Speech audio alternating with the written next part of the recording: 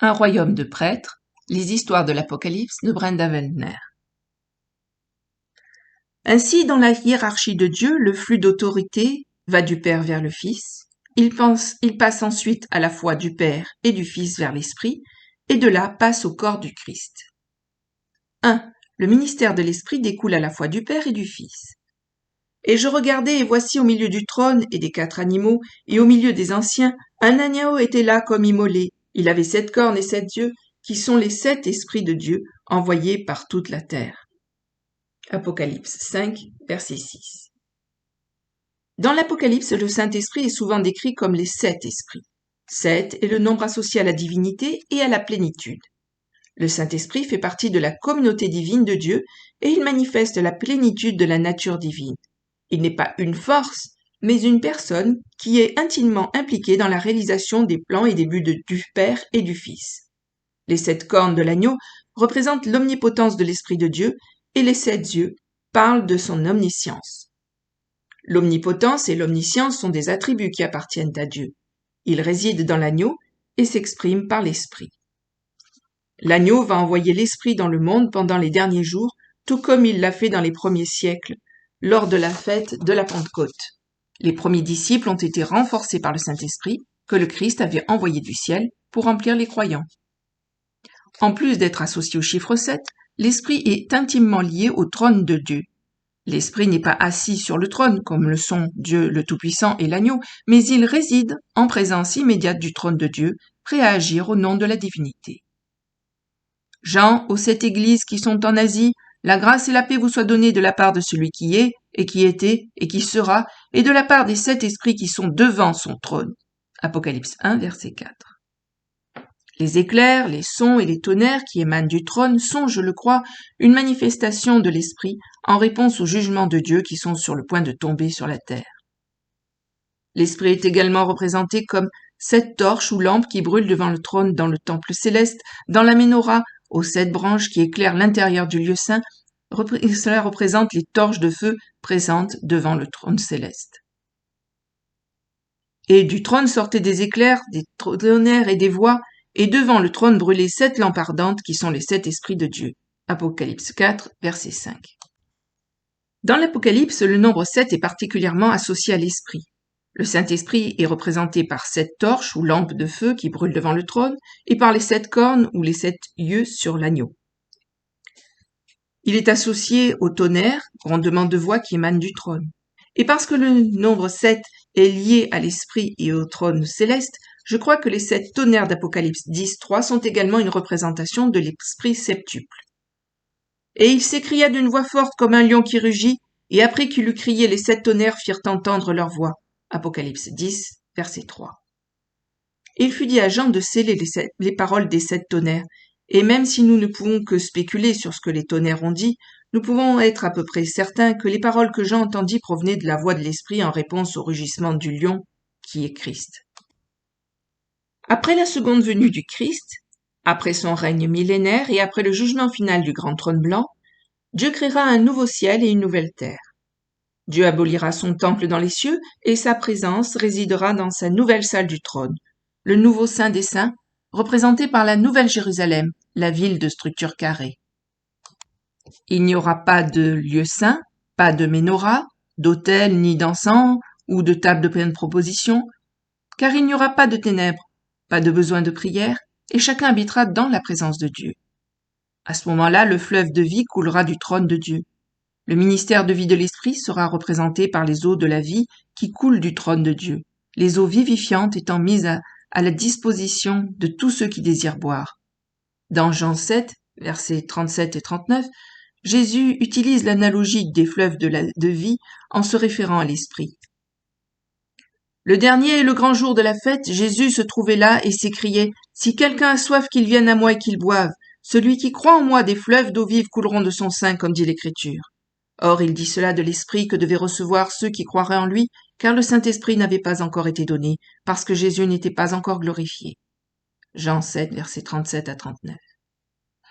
Après cela, l'ange me fit voir un fleuve d'eau vive, clair comme du cristal, qui sortait du trône de Dieu et de l'agneau. Apocalypse 22, verset 1. L'Esprit et l'Épouse autoriseront les hommes et les femmes à accéder à la Nouvelle Jérusalem et ils pourront boire du fleuve de vie qui coule du trône de Dieu dans la ville sainte. Ils inviteront ceux provenant du millénium ainsi que ceux qui auront été ressuscités lors du jugement du grand trône blanc, dont les noms auront été écrits dans le livre de vie de l'agneau, à partager le fleuve de vie. L'Esprit et l'Épouse disent « Viens », que celui qui en entend dise aussi « Viens », que celui qui a soif vienne et que celui qui voudra de l'eau vive en reçoive gratuitement. Apocalypse 22, verset 17. Les tonnerres, les éclairs et les voix de l'Esprit qui en ce moment même émanent du trône de Dieu seront changés d'expressions de chagrin, d'angoisse et de jugement en sons joyeux du magnifique fleuve de vie du paradis de Dieu. Les fruits et les feuilles de l'arbre de vie des deux côtés du fleuve apporteront guérison aux nations. Le Saint-Esprit qui exprime le cœur, l'esprit et la volonté de Dieu et de l'agneau rendra la vie de Dieu accessible à tous ceux qui désirent y participer. Deuxièmement, le Fils scelle les croyants du Saint-Esprit. Puis je vis un autre ange qui montait du côté de l'Orient, tenant le sceau du Dieu vivant, et il cria d'une grande voix aux 4 anges qui avaient reçu le pouvoir de nuire à la terre et à la mer, en disant « Ne nuisez point à la terre, ni à la mer, ni aux arbres, jusqu'à ce que nous ayons marqué d'un sceau le front des serviteurs de notre Dieu. » Apocalypse 22, verset 17. Or celui qui nous a affermis avec vous en Christ et qui nous a oints, c'est Dieu, qui nous a aussi marqués de son sceau et nous a donné dans nos cœurs les arts de l'esprit. 2 Corinthiens 1, versets 21 et 22. Paul nous dit que tous les croyants sont scellés dans le Saint-Esprit. La présence de l'Esprit dans nos vies nous assure que nous appartenons à Dieu et qu'il tiendra bien ses promesses envers nous. L'une des promesses de Dieu est qu'un jour, bientôt, nous servirons de prêtres en sa présence. L'ange du Seigneur. L'ange du Seigneur était une manifestation du Fils de Dieu préincarné qui apparut dans les Écritures de l'Ancien Testament à des points d'inflexion spirituelle. L'ange du Seigneur fut envoyé par Dieu pour délivrer les enfants d'Israël au moment de leur exode d'Égypte. Il se manifestait par une colonne de nuée le jour et une colonne de feu la nuit, guidant et protégeant Israël pendant leur pérégrination dans le désert. Les Écritures nous disent que le nom de Dieu était en lui. Il est également appelé l'ange de sa présence. Il est évident que cet ange n'était pas un ange ordinaire. Dieu a déclaré qu'il fallait obéir à cet ange parce que « mon nom est en lui ». Voici, j'envoie un ange devant toi pour te garder dans le chemin et pour t'introduire au lieu que j'ai préparé. Prends garde à toi en sa présence et écoute sa voix. Ne lui sois point rebelle, car il ne pardonnera point votre péché, parce que mon nom est en lui. Mais si tu écoutes attentivement sa voix, et si tu fais tout ce que je dirai, je serai l'ennemi de tes ennemis et l'adversaire de tes adversaires. Car mon ange marchera devant toi et t'introduira au pays des Amoréens, des Essiens, des Phérésiens, des Cananéens, des Éviens et des Jébusiens, et je les exterminerai. Exode 23, versets 20 à 23. Dans toute leur détresse, il a été en détresse, et l'ange de sa face les a délivrés. Dans toute leur détresse, il a été en détresse, et l'ange de sa face les a délivrés. Lui-même, il les a rachetés dans son amour et dans sa miséricorde. Il les a soutenus et les a portés sans cesse au jour d'autrefois. Ésaïe 63, verset 9. Le Christ apparaît également plusieurs fois comme l'ange du Seigneur dans le livre de l'Apocalypse. Il est dépeint comme le messager de Dieu, celui qui gardera et protégera son peuple dans une future délivrance, tout comme il l'avait fait lors du premier exode d'Israël d'Égypte. Dans le livre de l'Exode, l'ange du Seigneur s'est manifesté comme la gloire qui est apparue sur le tabernacle dans la colonne de nuée et de feu. L'ange du Seigneur faisait partie intégrante de l'histoire de l'Exode, et symboliquement, il jouera également un rôle à la fin des temps. Dans l'Exode, l'ange du Seigneur, Christ, était le membre de la divinité qui est apparu dans la colonne de nuée et de feu pour guider le peuple de Dieu. Mais malgré cela, vous n'eûtes point foi en l'Éternel votre Dieu, qui marchait devant vous par le chemin afin de chercher un lieu pour votre camp, la nuit dans la colonne de feu pour vous montrer le chemin où vous devriez marcher, et le jour dans la nuée. Deutéronome 1, versets 32 et 33. Dans l'Apocalypse, l'ange du Seigneur agit en tant que messager et représentant de Dieu dans une variété de capacités.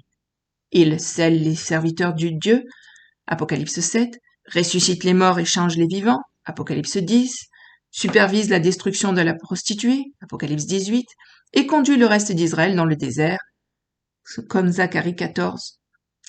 L'ange du Seigneur est assimilé à Dieu lui-même. En ce jour-là, l'Éternel protégera les habitants de Jérusalem, et le faible parmi eux sera en ce jour-là comme David, et la maison de David sera comme Dieu, comme l'ange de l'Éternel devant eux. Zacharie 12, verset 8. Au moment du premier exode d'Égypte, le Christ apparaissant comme l'ange du Seigneur se manifesta dans la colonne de nuée et de feu qui reposait sur le tabernacle. Ainsi, il est aussi intimement lié à l'image du temple, du tabernacle de l'Apocalypse. Or, au jour où l'on dressa la demeure, la nuée couvrit la demeure, le tabernacle du témoignage, et le soir, il y eut sur la demeure comme une apparence de feu jusqu'au matin. Il en était ainsi continuellement, la nuée le couvrait, et il y avait la nuit une apparence de feu. Or, selon que la nuée se levait de dessus le tabernacle, les enfants d'Israël partaient, et au lieu où la nuée s'arrêtait, là campaient les enfants d'Israël. Nombre 9, versets 15 à 17. La colonne de feu et de nuée nous rappelle la présence de Dieu où l'éclat de sa gloire est enveloppé de nuages et de fumée. À chaque mention dans le livre de l'Apocalypse d'un ange caché par un nuage ou qui manifeste la gloire de Dieu, nous pouvons supposer qu'il s'agit d'une apparence de l'ange du Seigneur, qui est Christ. L'ange du Seigneur vient du lieu du soleil levant pour sceller les serviteurs de Dieu. Un titre peu connu pour Jésus est le lever du soleil ou le soleil levant, comme on le voit dans le cantique de Zacharie. Par les entrailles de la miséricorde de notre Dieu par lesquelles le soleil levant nous a visités d'en haut. Luc 1, 78. Mais pour vous qui craignez mon nom, se lèvera le soleil de la justice, et la santé sera dans ses rayons, et vous sortirez et bondirez comme les veaux d'une étable. Malachie 4, 2. Lève-toi, sois illuminé, car ta lumière est venue, et la gloire de l'Éternel s'est levée sur toi. Ésaïe 60, verset 1. Puis je vis un autre ange qui montait du côté de l'Occident, tenant le sceau du Dieu vivant, et il cria à grande voix. Mais pour vous qui craignez mon nom, se lèvera le soleil de justice, et la santé sera dans ses rayons, et vous sortirez et bondirez comme les veaux d'une étable. Malachie 4, 2. Lève-toi, sois illuminé, car ta lumière est venue, et la gloire de l'Éternel s'est levée sur toi. Ésaïe 60, verset 1. Puis je vis un autre ange qui montait du côté de l'Orient, tenant le sceau du Dieu vivant, et il criait à grande voix aux 4 anges qui avaient reçu le pouvoir de nuire à la terre et à la mer. Apocalypse 7, verset 2.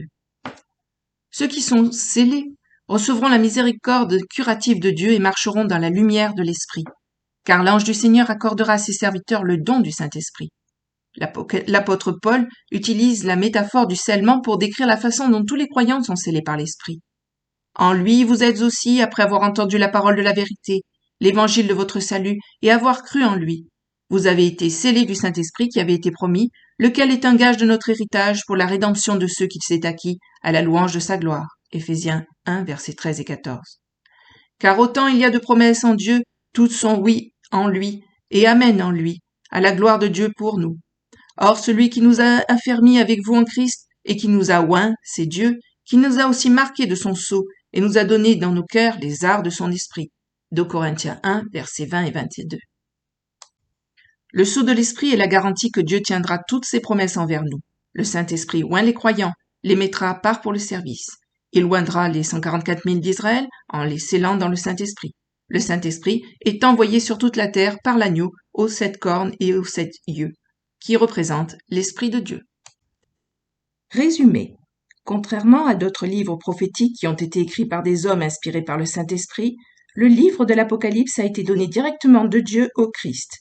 Le Christ a ensuite livré le message à son ange, qui a transmis le message à Jean, qui a ensuite enregistré le livre que nous connaissons sous le nom d'Apocalypse.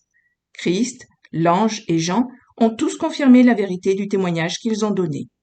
Des échos de l'Exode apparaissent dans l'Apocalypse, le don des commandements, le motif du tabernacle, la prêtrise, les temps fixés, l'ange du Seigneur et la gloire de Dieu. Tout cela suggère que la révélation doit être interprétée dans le contexte de l'Exode des enfants d'Israël quittant l'Égypte et que l'histoire s'appuiera fortement sur l'imagerie du temple. Le nombre 7, le nombre symbolisant la divinité et l'achèvement, est connecté au Saint-Esprit.